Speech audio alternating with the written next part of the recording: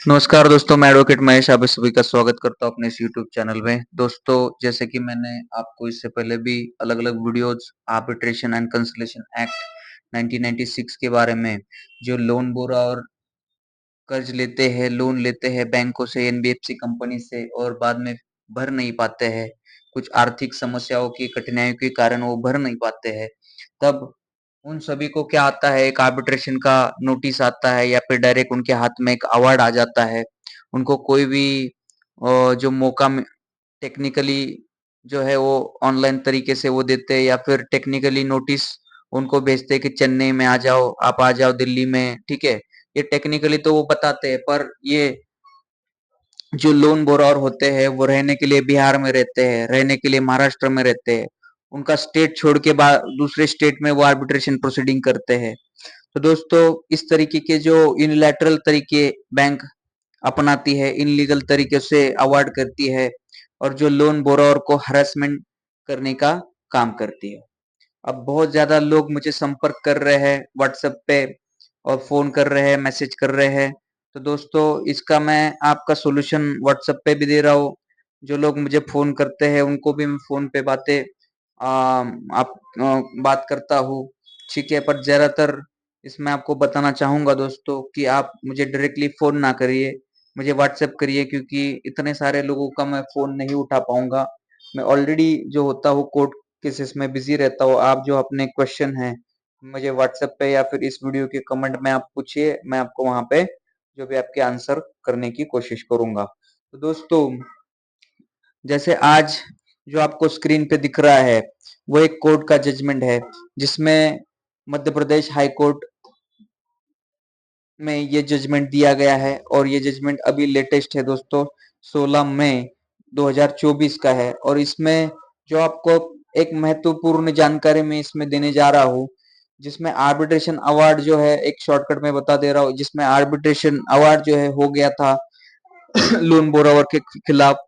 और लोन बोरावर वो पैसा नहीं भरने के कारण आर्बिट्रेशन अवार्ड जो है एग्जीक्यूशन कोर्ट में आ गया था और एग्जीक्यूशन कोर्ट ने जो है उसके खिलाफ जो है वारंट जारी करके उसको पैसा भरने के लिए, उसकी संपत्ति जब्त जब्त करने के लिए जो है वारंट उसमें जारी किया था। और फिर जो लोन बोरावर ने वो जो वारंट जारी किया है उसके खिलाफ, जो ऑर्डर जारी जारी किया है एग्जीक्यूशन कोर्ट ने, उसके खिलाफ जो है रिट याचिका मध्य प्रदेश हाई कोर्ट में जो है जबलपुर बेंच में उन्होंने लगाई थी। तो इस जजमेंट में ऐसा बताया गया है दोस्तों, इसमें आपको डिटेल में अभी बताऊंगा। इसमें जजमेंट में जो बताया गया है, जो अवार्ड है वो इनलीगल तरीके से किया है, यूनिलैटरल तरीके से किया है। और इस अवार्ड में जो है कोई स्टैम्प ड्यूटी नहीं भरी गई है प्रॉपर, इस ये अवार्ड जो है रजिस्टर नहीं है।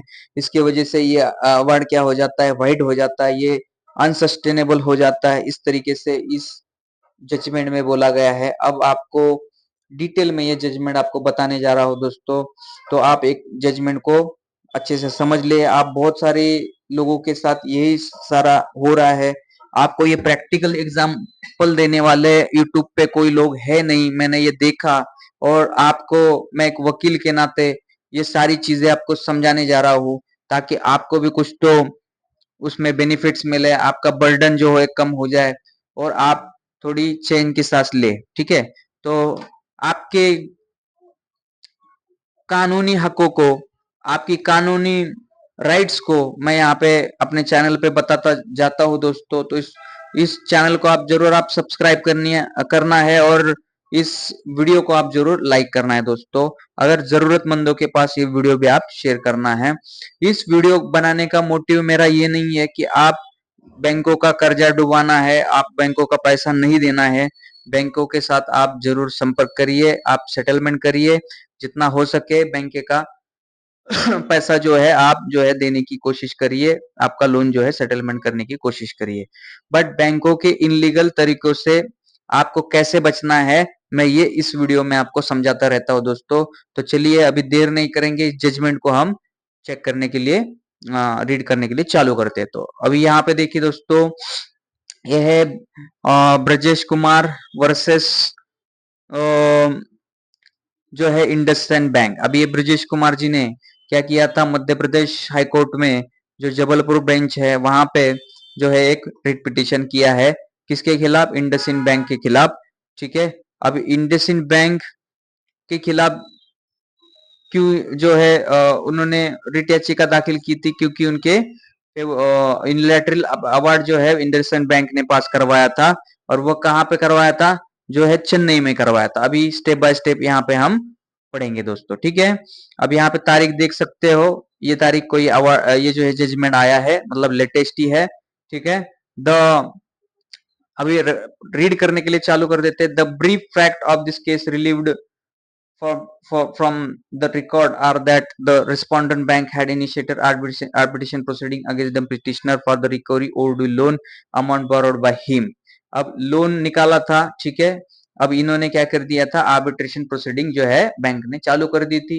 The claim made by the respondent bank was allowed by the arbitrator and award was passed in favor of respondent bank। अब आर्बिट्रेटर ने क्या है? बैंक के फेवर में क्या कर दिया था? अवार्ड पास कर दिया था ये तारीख को। ठीक है, holding that respondent bank is initiated to recover some 2 lakh rupees with cost of 500 said award was initial finality. अब 2 लाख रुपए का जो है अवार्ड रिकवर करने के लिए जो है बैंक ने इनिशिएट किया था प्रोसेस को आगे। तो 3 नंबर का प्यारा ये बता रहा है, देखिए, the respondent bank thereafter had filled execution petition। अब अवार्ड होने के बाद क्या होता है दोस्तों? बहुत सारे लोगों को मालूम ही नहीं अवार्ड होने के बाद क्या होता है। तो अवार्ड होने के बाद जो है, जब आपके अवार्ड की कॉपी जो है आपके हाथ में आ जाती है, उसके 3 महीने के बाद जो है बैंक क्या करती है? आपका अवार्ड जो है एग्जीक्यूशन करने के लिए आपके डिस्ट्रिक्ट कोर्ट में, आपके न्यायालय में, जिला न्यायालय में क्या करती है? एग्जीक्यूशन पिटीशन लगा के जो है अवार्ड को इन्फोर्स करने की जो है पिटीशन लगाते हैं। ठीक है, तो respondent bank thereafter had filled execution petition under order 21 rule 11 sub rule 2, ठीक है, of CPC and section 36 of arbitration and conciliation act। ये क्या बोल रहा है कि 36 बोल रहा है कि अगर अवार्ड को आपने सेक्शन 34 में अगर आपने चैलेंज नहीं किया, तो सेक्शन 36 में ये बैंक क्या करती है? आर्बिट्रेशन एंड कंसिलेशन एक्ट के अंदर जो है अवार्ड को एग्जीक्यूशन जो है डिस्ट्रिक्ट कोर्ट में जो है करने की पिटीशन लगाती है। Before the court principal district जज Burhanpur claiming award amount with interest rate of 18% per annum till the date of presentation of application which totally amount 2,66,000 रुपया। अभी देखिए दोस्तों, अवार्ड कितने का हो गया? यहाँ पे आप चेक करोगे तो अवार्ड था 2 लाख रुपए का। ठीक है, अब एग्जीक्यूशन होने तक कहाँ कितना हो गया अवार्ड? ये थोड़ा सा मेरा माउस का प्रॉब्लम है। ठीक है, अभी यहाँ पे 2 लाख का अवार्ड कहाँ पे हो गया? ये 2,66,000 रुपए मतलब इंटरेस्ट के साथ। Seeking approved relief under the order 21 rule 41 sub rule 2 of CPC attachment movable annexed with the petition.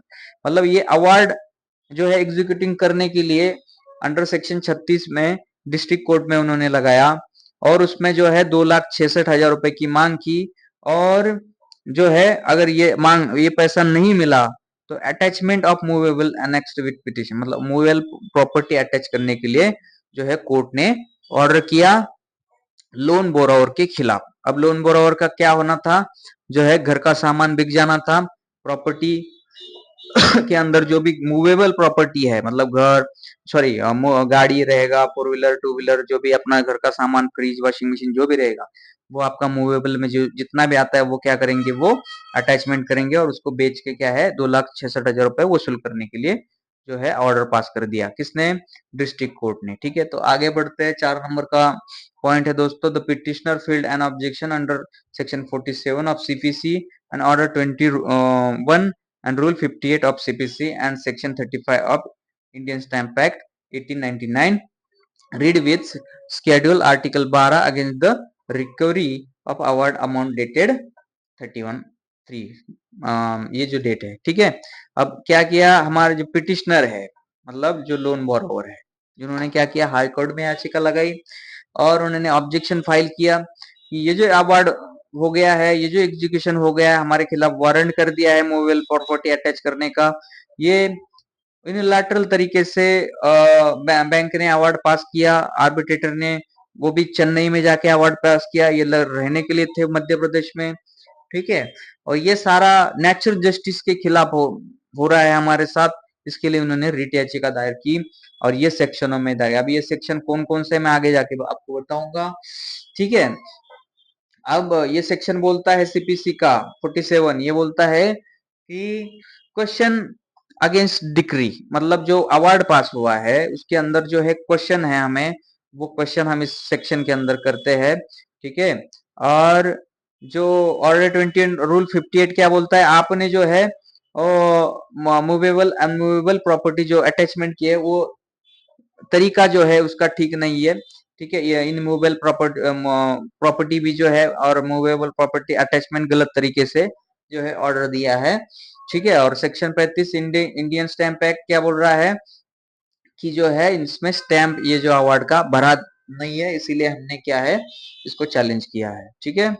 अब दोस्तों ये कुछ सेक्शन है, आपको ये हो सकता है आपको ये समझ में नहीं आया, बट मैं इसको एकदम सिंपल तरीके से आम भाषा में इसको समझाने की कोशिश करूंगा। ये जो है पूरे अवार्ड को ही इन्होंने क्या कर दिया है, चैलेंज कर दिया है। आगे बढ़ते हैं। The fact in issue are as under that petitioner had availed finance tractor of Eicher company from the respondent bank in year 2015-16 and paid 6 month installment, and due to non-payment of one full installment, the respondent bank seized and confiscated the tractor. Bank ने क्या किया था, उन्होंने tractor खरीदा था, ठीक है। और वो ट्रैक्टर का ईएमआई नहीं जाने के कारण उन्होंने क्या कर दिया, बैंक ने क्या कर दिया, ट्रैक्टर को क्या कर दिया, सीज कर दिया और जो है कन्फिकेटेड मतलब उसको बेच दिया, ठीक है। Further stated that respondent bank unilaterally appointed arbitrator and he has passed unilateral award on ये तारीख में एंड रिकवरी इज बीइंग, अब रिकवरी के उन्होंने डाला। अब इन्होंने क्या किया, ट्रैक्टर भी ले लिया, ठीक है, उसका पैसा भी ले लिया बैंक ने, और बचा हुआ जो पैसा बाकी है जो लोन बोरावर के पास ट्रैक्टर बेचने के बाद भी पैसा बचता है दोस्तों, ठीक है, तो वो अमाउंट रिकवरी करने के बाद रिकवरी करने के लिए जो है उन्होंने यूनिलैटरल तरीके से आर्बिट्रेटर को अपॉइंटमेंट किया और यूनिलैटरल अवार्ड पास किया और जो है अभी रिकवरी के लिए उन्होंने लाया है, ऐसा हमारे लोन बोरोवर का यहाँ पे कहना है। The petitioner present the following objection against the recovery of the award dated, अब इसमें क्या है, आर्बिट्रेटर को अपॉइंट किया, ठीक है, और अवार्ड क्या कर दिया है, पास कर दिया है, that the award not stamped, मतलब ये क्या बोल रहा है, Indian under Indian stamp act article 12 के अंडर जो है अवार्ड जो है स्टैम्प होना चाहिए, स्टैम्प ड्यूटी उसका पे होना चाहिए, वो स्टैम्प ड्यूटी ही पे नहीं किया है, ठीक है, ऐसा हमारे लोन बोरोवर का कहना है। That as per the Arbitration Conciliation Act 1996, arbitrator did not give any declaration that was not an interest party. Arbitrator is an annexed party, and his entire remuneration has been paid by the applicant. Thus, avoid an awarded amount cannot be recovered. मतलब arbitrator ने जो declaration देना चाहिए कि he was not an interested in E party, मतलब ये कोई एक बैंक के फेवर में या फिर बोरोवर के फेवर में इंटरेस्ट नहीं है, कोई भी आउटकम निकले उसे कुछ लेना देना नहीं, उसने एक डिक्लेरेशन देना चाहिए था, वो डिक्लेरेशन उन्होंने उसने क्या है दिया नहीं था। तो आगे बढ़ते हैं दोस्तों, ठीक है। That the award dated passed by the arbitrator was hearing the applicant, ठीक है, विदाउट हियरिंग द एप्लीकेंट, मतलब क्या है, मतलब कोई भी हमारा सुना ही नहीं गया है इस अवार्ड के अंदर, और ये अवार्ड क्या किया है, पास किया कर दिया है, हमें कुछ मौका ही नहीं दिया है, ठीक है।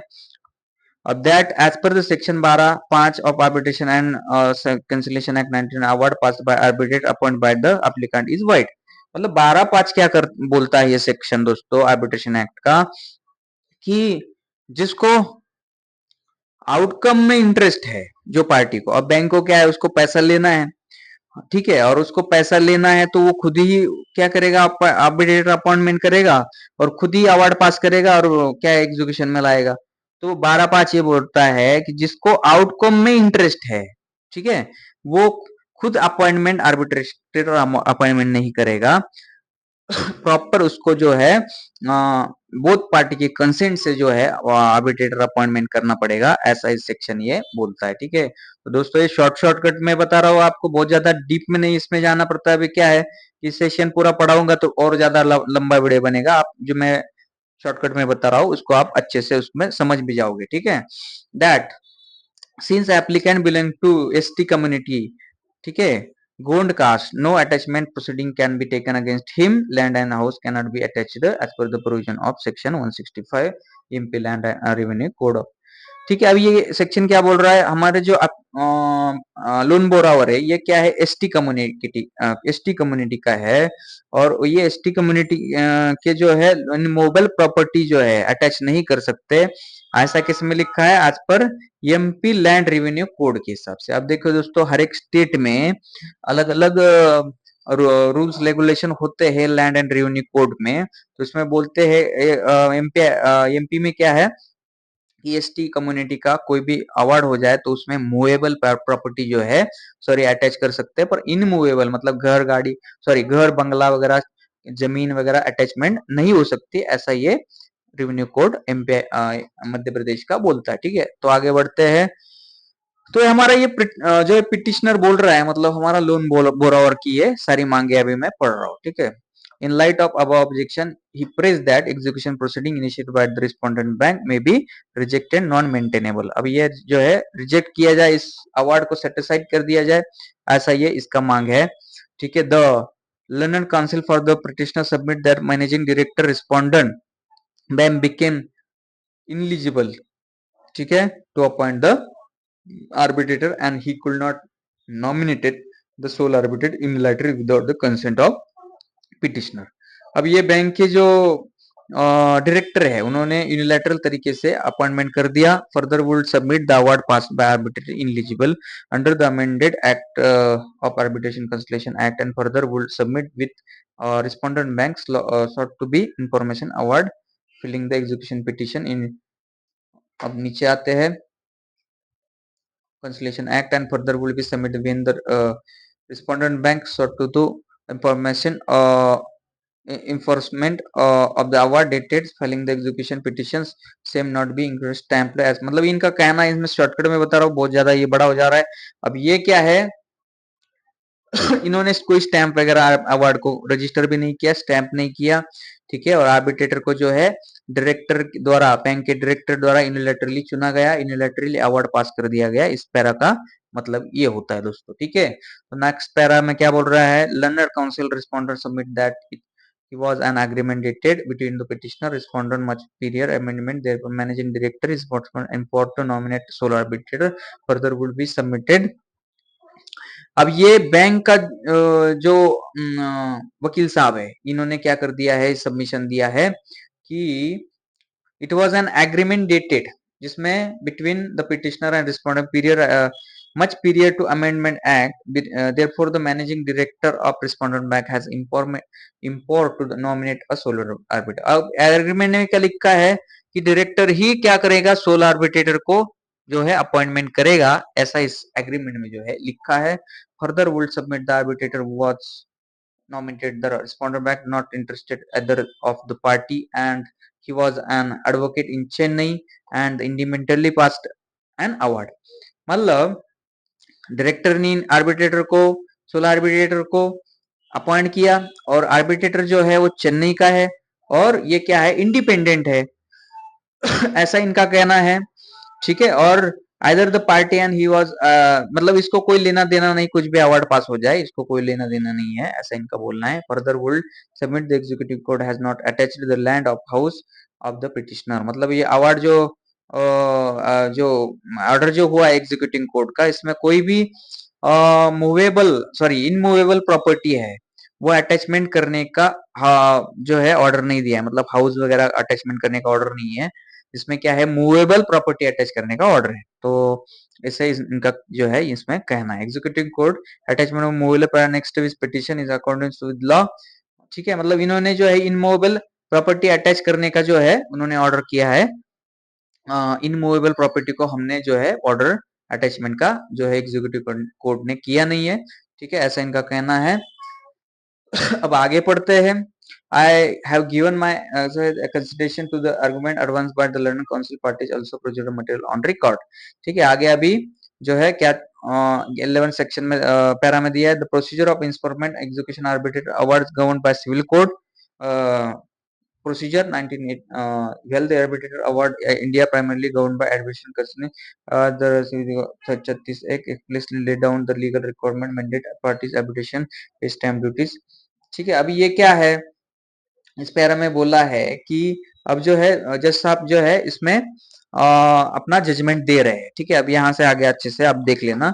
इन case of M Anusuya Devi vs Malik Reddy the honourable apex court, apex court कौन होते हैं, कोई सुप्रीम कोर्ट होते हैं। ठीक है, has held that the objection as non-stamping of arbitrated award is required to be dealt with at the stage of information of arbitrated award and not at the stage of objection under the section 34 of arbitration।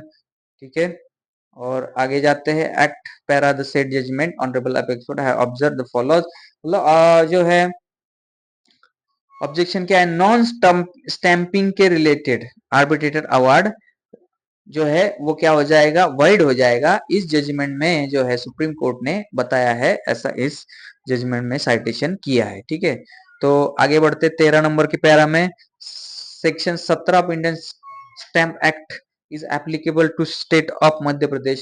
It provide the time stamping the instrument the said provision at read as follow।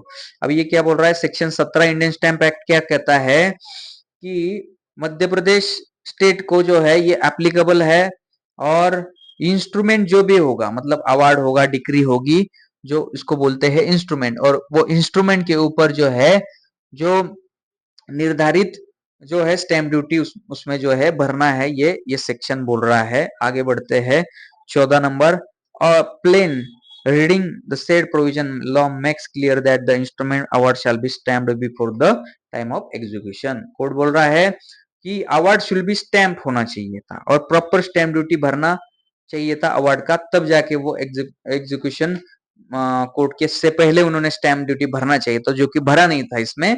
therefore it opinion given to parties whose favor arbitral award has been passed to pay the applicable stamp duty other before or the time of execution, the word execution has been defined in section 212 Indian Stamp Act as follow। मतलब जो है award पास होने के बाद और execution से पहले जो है स्टैम्प ड्यूटी भरना चाहिए था, ये कोर्ट जो है यहाँ पे बोल रहा है। ठीक है, अब आगे बढ़ते हैं।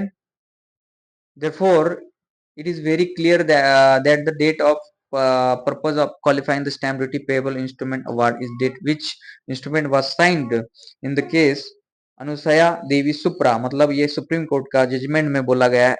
he has held that court has held that at the time of information of or under section 30 arbitration conciliation parties can raise objection on account of non registration। ठीक है, and also non stamping under 17 E registration act. मतलब ये जो apex court ने, मतलब supreme court ने इस judgement में बोला है कि पार्टीज कैन मेक ऑब्जेक्शन, मतलब क्या है, जो अगर अवार्ड ही स्टैंप ड्यूटी उसका भरा नहीं है, उसका रजिस्ट्रेशन किया नहीं है, तो पार्टीज क्या कर सकती है, ऑब्जेक्शन करती है, ऑब्जेक्शन कर सकती है। ठीक है, और इसमें बोल सकती है कि आपका जो है अवार्ड जो है वाइड हो जाएगा, वाइड है, इनलीगल है, ऐसा जो है पार्टी जो है लोन बोरा और क्या कर सकता है, बोल सकता है। इस जजमेंट में ऐसा बोला गया है। therefore it is clear that with regret to dispensation stamp duty objection can always be raised।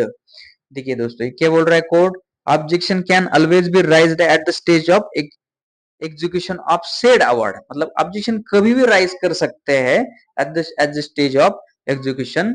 ठीक है, एग्जीक्यूशन में भी आ गया आपका अवार्ड, आप क्या कर सकते हैं, ऑब्जेक्शन कर सकते हैं। अब बहुत सारे कोर्ट्स में ऐसा मेरे को फोन आ रहे हैं बहुत सारे लोगों की कि एग्जीक्यूशन में हमारा कुछ सुन ही नहीं रहा है कोर्ट, तो जो है कोर्ट में सुना जा सकता है दोस्तों, इस जजमेंट में ऐसा बोला गया है। The arbitrator award has been passed on the execution petition filed on and as per the article 12 schedule A 2% जो है आर्टिकल 12 के अंदर जो है इंडियन स्टैंप एक्ट के अंदर आर्टिकल 12 है, इसके अंदर 2% जो है अवॉर्डेड अमाउंट के ऊपर जो है स्टैंप ड्यूटी भरना चाहिए था। अब हमारा अवॉर्डेड अमाउंट कितना है दोस्तों, 2,66,000 2 लाख रुपए। तो 2 लाख के ऊपर अगर हम 2% निकालते हैं, तो अभी यहाँ पे मैं देखो 2 लाख रुपए मान लो फॉर एग्जाम्पल यहाँ पे लेते हैं, तो उसके ऊपर जो 2% होता है, तो 2% अमाउंट कितना है, 4,000 रुपए। अब 2 लाख के ऊपर इन्होंने 4,000 रुपए भरा है क्या, तो नहीं भरा है। इन्होंने क्या है, 50 रुपए का, 100 रुपए का, 500 रुपए का स्टैंप लगा दिया, ठीक है। और अवार्ड जो है उन्होंने इन्फोर्स करने के लिए लेके आए। तो ठीक है, तो ये क्या हो गया, इनलीगल तरीका हो गया, स्टैम्प प्रॉपर भरा नहीं है। तो 16 नंबर का पैरा ये बोल रहा है, on perusal of the order of trial court, it does not disclose about the payment of stamp duty, the award lack of proper stamping information award, forcing award a bare procedural order of execution court, it reveal all the objection raised by judgment debtor cannot be decided by the executing court and dismissed। मतलब जो objection जो judgement debtor मतलब loan borrower है उन्होंने उठाए है, उन्होंने क्या किया, उसको जो है कंसिडर नहीं किया, ठीक है, और उसको क्या कर दिया, डिसमिस कर दिया। Further observe that since the matter in pending from 2018 and the judgment debtor seen beginning short time to deposit award amount, instead the deposit award amount fill the present application just order to delay executive application and procedure attachment mobile properties next inclusion in the case of execution। अब इसमें क्या है, सारा कुछ यही बोला है दोस्तों कि अवार्ड जो है आपका स्टैंप होना चाहिए और अवार्ड जो है रजिस्टर होना चाहिए, सारा कुछ इसमें कोर्ट ने कहा है। 17 नंबर पे आते इफ द आर्बिट्रेटर अपॉइंट। अब आगे देखिए दोस्तों, ये आर्बिट्रेटर अपॉइंटमेंट के बारे में बोल रहे हैं, ठीक है। तो if the arbitrator appointed unilaterally and the award is passed as a result of such unilateral appointment, the same will be decided under section 34 of the Arbitration Act in the case where only one party has a right to appoint a sole arbitrator. Its choice will be always have to eliminate exclusion in determined chatting for dispute resolution. Naturally, the person who has an interest, ठीक है, naturally क्या है, the person who has an interest in the outcome or decision of the dispute must not have the proper to appoint power to appoint a sole arbitrator। अब ये para ये देख दे उस पे क्या लाइन है, naturally the person who has an interest in the outcome or decision of the dispute must not have the power to appoint the sole arbitrator। मतलब हमने हमारे बैंक ने क्या किया है, खुद ही अपॉइंट कर दिया, खुद ही डिसीजन ले लिया और खुद ही एग्जीक्यूशन करने के लिए आए। मतलब इनको जो है पावर नहीं है सोलह आर्बिट्रेटर अपॉइंट करने के लिए, जो है इस कोर्ट ने जो है इस जजमेंट में कहा है। that has to be taken as essence of the amendment brought in by the arbitration conciliation। 2015 का जो अमेंडमेंट है इसमें ये जो है बताया गया है, कोई भी यूनिलैटरल अपॉइंटमेंट जो है करने से पहले, जो आर्बिट्रेटर अपॉइंटमेंट करने से पहले लोन बोरोवर या फिर सेकंड पार्टी की जो है सम्मति लेना अति आवश्यक है। तो 18 para number, the position of law unilateral appointment of an arbitrator is no more res integra. मतलब इसका मतलब कानून को पकड़ के ये नहीं हो रहा है, मतलब कानूनी तरीके से इस रेस्ट से इंटीग्रा का मतलब क्या है, कानून के तरीके से ये किया गया नहीं है, यूनिलैटरल अपॉइंटमेंट है, ठीक है। And has been settled by the Honorable Supreme Court through the various pronouncement. The opinion, the option left upon the petitioner hearing the imposed award can be challenged under 34 Arbitration Act before the civil court. It award not satisfied under the procedure established in section 34 of the Arbitration Act, the court at the stage of execution can step in and declare a unilateral appointment award as non est. मतलब ये क्या बोल रहे, देखो अगर section 34 में आपने जो है अवार्ड चैलेंज नहीं कर पाए तो आप एग्जीक्यूशन में आ जाता है आपका अवार्ड, ठीक है। तो at the stage of execution क्या बोल रहा है, जब एग्जीक्यूशन में आता है आपका अवार्ड तो can step in declare the unilateral appointment, ऐसा डिक्लेयर हो जाता है अवार्ड एंड नॉन ईस्ट। मतलब क्या बोल रहा है कि ऐसा अगर अवार्ड आपको यूनिलैटरल अपॉइंटमेंट का आ जाता है, ठीक है, तो उस कंडीशन में ये नॉन ईस्ट हो जाएगा। नॉन ईस्ट मतलब क्या है, इसका मतलब होता है दोस्तों नॉन ईस्ट इन लॉ, इसका मतलब क्या होता है दोस्तों कि ये वाइड है। ठीक है, ये जो लीगल कुछ शब्द है आपको समझ में नहीं आएंगे, इसका मतलब मैं यहाँ पे बता रहा हूँ। नॉन ईस्ट इन लॉ मतलब क्या है, ये वाइड हो जाएगा, ऐसा इस कोर्ट ने जो है डिसीजन में बताया। Declare the same as nullity, मतलब ये क्या हो जाए, नल एंड वाइड हो जाएगा, ये अनइनफोर्सेबल हो जाएगा, ये रद्द हो जाएगा। ठीक है, however the parties to re their the issues before the arbitrator tribunal civil court continue according with the law, मतलब जो है बैंक को फिर से कोर्ट ने बोला कि आप फिर से आप ये प्रोसीजर करिए, और लॉ के with the law of arbitration and consolation act के अंदर जैसे प्रोसीजर बताया है उस तरीके से आप इसको करिए, और फिर इसको क्या करिए, आप इंफॉर्मेशन इन्फोर्स करने के लिए लाइए। In such circumstances the impose order passed by the executing court dated can not be sustained, मतलब जो एग्जीक्यूशन वारंट भी निकल गया था, ऑर्डर हो गया था मूवेबल प्रॉपर्टी अटैच करने का, वो ऑर्डर भी क्या कर दिया, जो हाई कोर्ट ने क्या कर दिया, उसको रद्द कर दिया। यहाँ पे कैन नॉट बी सस्टेन्ड बोला है, मतलब ये टिक नहीं सकता, ये सस्टेन हो नहीं सकता, ऐसा उस कोर्ट ने बोला गया है। ठीक है, आगे बढ़ते हैं दोस्तों। Accordingly the missional petition is allowed, the imposed award was by principal district जज बरहनपुर इज सेट असाइड। ठीक है, ये जो है सेट असाइड हो गया, ऑर्डर जो है डिस्ट्रिक्ट कोर्ट का।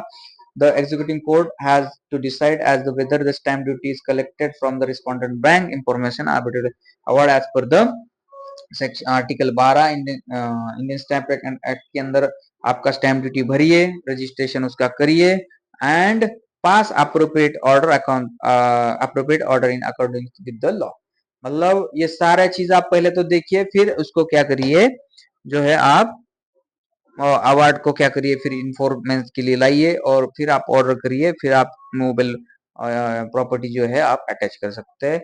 फिलहाल तो जो है एग्जीक्यूशन कोर्ट का जो है ऑर्डर क्या कर दिया इन्होंने, सेटिसाइड कर दिया मध्य प्रदेश हाई कोर्ट ने। दोस्तों ऐसे कई जजमेंट है जो कि यूनिलैटरल अपॉइंटमेंट बैंकों द्वारा हो जाता है, यूनिलैटरल तरीके से अवार्ड पास हो जाता है।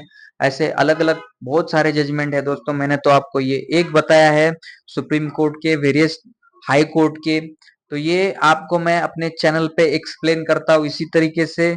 आपको अगर इसी तरीके से नई नई कानूनी जानकारी चाहिए होगी bank arbitration and consolation act के अंदर, या फिर पेमेंट एंड सेटलमेंट एक्ट के अंदर, एनआईए एक्ट के अंदर, आपको अलग अलग टाइप के नोटिसेस बैंक द्वारा मिलते हैं, और बहुत सारी चीजें जो है आपको वो देख के जो है नोटिसेस आप घबरा जाते हो, आपको कैसे उसको सॉल्यूशन करना है ये आपको समझ में नहीं आता है, और बहुत सारी जगहों पे कानूनी नॉलेज नहीं होता है, लोग डर जाते हैं, बहुत सारे लोग तो सुसाइड अटेम्प्ट करने की कोशिश करते हैं, ऐसे मेरे को फोन आते हैं, मैसेज आते हैं। तो दोस्तों घबराने की जरूरत नहीं है, हर प्रॉब्लम का सॉल्यूशन होता है अपने इस दुनिया में, और इसको लड़ा जाता है, लड़ा जा सकता है। आपने लोन लिया है, कर्जा लिया है, मतलब आपने कोई गुनाह नहीं किया है। ठीक है, आप जो है उससे जो है बैंक से सेटलमेंट करवाइए, आपको जो है आप उनसे बातचीत करिए, नहीं होता है तो इस तरीके के अनलीगल बैंक की प्रोसीजर से आप कैसे लड़ सकते हैं, ये मैं नए नए वीडियोस में मेरे बताता रहता हूँ। आशा करता हूँ ये सारा जजमेंट जो है मैंने आपको अच्छी तरीके से एक्सप्लेन किया है। और दोस्तों थोड़ा सा क्या है, ये वीडियोस मेरे थोड़े बड़े बड़े होते हैं, और बट मैं क्या है इसमें प्रैक्टिकली नॉलेज देता हूँ। अब मैंने देखा है कि बहुत सारे वीडियोस यूट्यूब में होते हैं, पर उसमें क्या है कि नॉलेज तो अच्छा दिया जाता है, वो नहीं बोल रहा हूँ मैं उनके लिए, बट जो है प्रैक्टिकल तरीके जो है क्या है, कोर्ट क्या जजमेंट क्या है, लॉ क्या है, ये बताया नहीं गया है, तो लोग और अभी भी परेशान है, जो है उनको प्रैक्टिकली नॉलेज जो है बताने वाला कोई नहीं है, इसलिए मैं मेरा जो है कोर्ट केसेस में जो भी जितना भी मुझे समय मिलता है, मैं आपकी सेवा में जो है ये वीडियो लाता रहता हूँ दोस्तों। आशा करता हूँ आपको ये आर्बिट्रेशन अवार्ड के बारे में जो नए नए प्रश्न आपको उपस्थित हो रहे हैं मेरे वीडियोस देख के, आप आपका बर्डन जो है कम हो रहा है, आपका जो टेंशन कम हो रहा है दोस्तों। अगर ऐसे ही कुछ नए वीडियो आपकी समस्याएं है, मुझे कमेंट में लिखिए, मुझे व्हाट्सएप करिए। अगर आपको कोई आर्बिट्रेशन की प्री आर्बिट्रेशन की नोटिसेस आ रहे हैं, उसको रिप्लाई जरूर करना है दोस्तों, ऑब्जेक्शन जरूर देना है। अगर ऑब्जेक्शन रिप्लाई नहीं दोगे तो फिर वो अवार्ड जो हो जाता है लीगल हो जाता है, उनका काम जो है लीगल हो जाता है। ठीक है, अगर आप उसमें ऑब्जेक्शन रिप्लाई नहीं देते तो कोर्ट समझता है कि आपने ऑब्जेक्शन नहीं दिया, मतलब आप डिफॉल्ट में हो, खुद ही आप डिफॉल्ट कर रहे हो, ऐसा समझ में आता है। ठीक है दोस्तों, तो ऑब्जेक्शन रिप्लाई आपको आप नजदीकी कोई भी वकील से कर सकते हैं अपने, या फिर मेरे से अगर ऑब्जेक्शन रिप्लाई करना है, कोई भी इंडिया में आपका किधर भी भारत देश में आप कहीं पे भी रहने को हो, मैं आपके बिहाफ में ऑब्जेक्शन रिप्लाई बैंकों को, एनबीएफसी कंपनियों को दे सकता हूँ। आशा करता हूँ कि मेरा नंबर जो है और मेरे इस डिस्क्रिप्शन में आपको लिखा मिलेगा। ठीक है, तो दोस्तों नेक्स्ट वीडियो में मिलते हैं नेक्स्ट टॉपिक के साथ और नए जजमेंट और नए लॉफुल वीडियो के साथ और प्रैक्टिकल वीडियो के साथ। तब तक आप सभी की इजाजत चाहता हूँ। आप सभी को मेरा नमस्कार, अपना ख्याल रखिए, धन्यवाद।